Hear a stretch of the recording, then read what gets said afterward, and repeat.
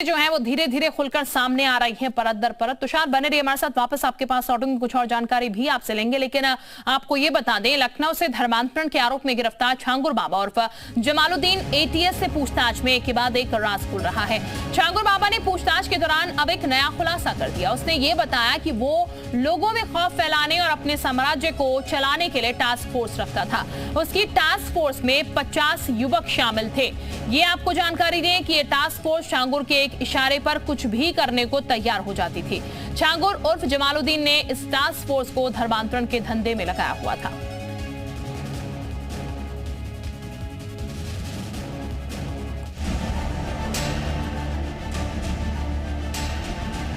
बलरामपुर से धर्मांतरण का काला खेल खेलने वाला छांगुर, जिसे 500 करोड़ तक की विदेशी फंडिंग मिली थी, वो धर्मांतरण का खेल कैसे खेलता था, इसको लेकर एक नया और बड़ा खुलासा हुआ है। और उस खुलासे के मुताबिक छांगुर ने बना रखी थी अपनी स्पेशल 50 टास्क फोर्स। छांगुर ने बलरामपुर में ही अपनी स्पेशल फोर्स रखी थी, वो फोर्स जो उसके इशारे पर काम करती थी। छांगुर के लिए काम करने वाले ये 50 युवक बलरामपुर की ही आलीशान कोठी में रहते थे।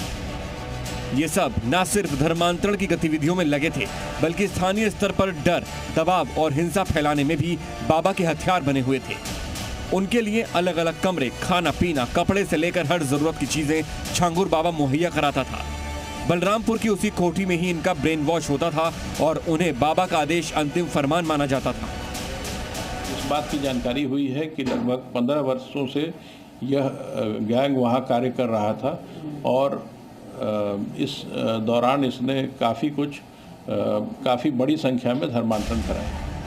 छांगुर बाबा जो पहले अंगूठी बेचा करता था, वो लोगों को फंसाने के लिए खुद को धर्म गुरु बताता था, लड़कों को आध्यात्मिक सेवक बताकर अपने पास रखता था और तो और उन सभी को बाकायदा ट्रेनिंग भी दी जाती थी।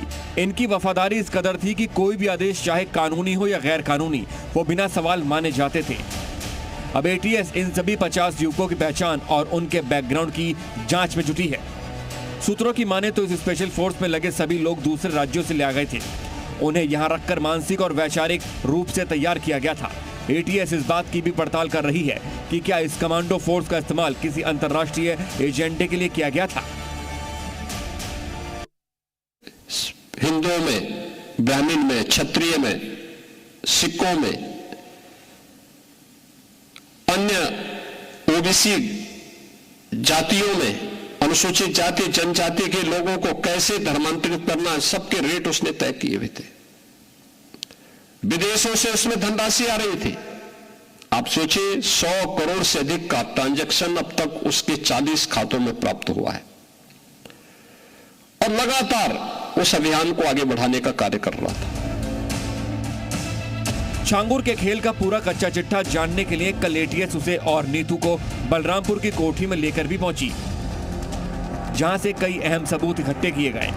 पूछताछ में छांगुर के कोडवर्ड का भी खुलासा हुआ है, जिसके मुताबिक ये सामने आया कि वो कैसे अपने साथियों से कोडवर्ड में बातचीत किया करता था। छांगुर के इन कोडवर्ड के मुताबिक दर्शन का मतलब था बाबा से मिलवाना, काजल करना का मतलब था मानसिक रूप से प्रभावित करना और धर्मांतरण में फंसे लोगों के बीच इसी कोडवर्ड का इस्तेमाल होता था। छांगुर और उसके साथी कैसे लोगों को पैसे का लालच देते थे और उसकी एवज में विदेशों से फंडिंग लिया करता था। छांगुर लड़कियों को विदेश भेजने का सपना दिखाता था, युवाओं को नौकरी, स्कॉलरशिप का झूठा वादा करता था।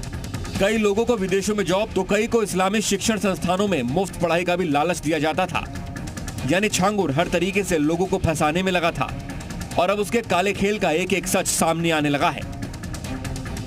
ब्यूरो रिपोर्ट, जी मीडिया। तो तुषार हमारे सहयोगी लगातार हमारे साथ बने हुए हैं। तुषार, ये जो काले कारनामे थे, जाहिर तौर पर एक साम्राज्य बसाने की कोशिश था, क्योंकि ये कहा जा रहा है कि जो 50 शख्स थे ये छांगुर बाबा के इशारे पर कुछ भी करने को तैयार थे। बिल्कुल, देखिए, तमाम अनैतिक कामों में भी संलिप्त थे छांगुर बाबा और उनके ये 50 लोग जो टास्क फोर्स में शामिल थे। लेकिन ज़्यादातर ये जो थे टास्क फोर्स वाले, ये नेपाल से सटे बॉर्डर में ही रहा करते थे और वहीं से पूरा गैंग को ऑपरेट किया जाता था। श्रावस्ती, बहराइच, बलरामपुर, सिद्धार्थनगर, महाराजगंज, लखीमपुर, ये जो तराई बेल्ट का जो इलाका था वहीं पर ये ज़्यादातर रह के ऑपरेट करते थे अपने काम को। आपको बताएं तो वहीं से जो कमज़ोर वर्ग के लोग थे, जो गरीब थे, जो कहीं किसी वजह से परेशान हैं, उनको लेकर ये लोग आते थे और उसके बाद कोडवर्ड में बाबा को फोन करते थे और कोडवर्ड में बात करते थे कि प्रोजेक्ट पूरा हो चुका है, प्रोजेक्ट मिल चुका है, मिट्टी पलटना है। तो ऐसे तमाम बातों को लेकर वो किया बिल्कुल, यानी कि ये पूरा साम्राज्य जो फैलाया हुआ था, लेकिन अब इसके ध्वस्तीकरण की कार्रवाई लगातार चल रही है। छांगुर बाबा जो है उससे लगातार पूछताछ हो रही है। बहुत शुक्रिया आपका तुषार तमाम जानकारी देने के लिए। और अब शुरुआत करते हैं 3 मिनट में 30 खबरों की।